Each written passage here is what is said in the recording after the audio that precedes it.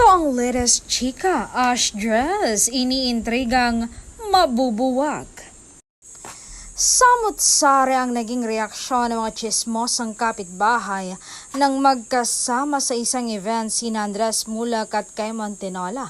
Katunayan, marami ang nakapansin sa kanila nga nag-uumapaw na chemistry.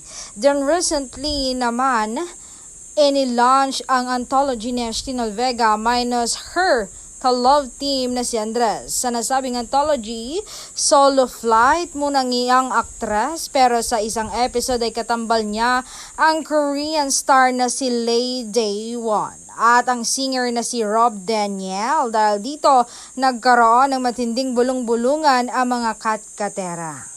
At sausawera na mabubuwag na umano ang Ash dress na nakilala noon sa seryeng Ang Mutiya ng Section E at sa romantic movie na May Minamahal, 100 Bulaklak para kay Luna. Ito naman ang say ng ilang nagmamarisol hingil sa nasabing issue, so babuna ang Ash dress. Mas bagay naman kasi si Andres kay Kai kaysa kay Ashtin. I think nag-experiment lang ang diva para sa ibang partner. Para kay Ashtin, same with Andres. Career move, eme. Okay lang naman na may papartner sila sa iba.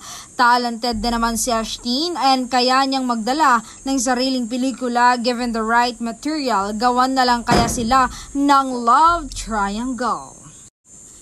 Break lang muna sa love team si Ashtin, but that doesn't mean na mabubuwag na ang Ash dress. Sana gamitin ni Andres iyong break sa Ash dress para ma-enroll muna sa acting workshop.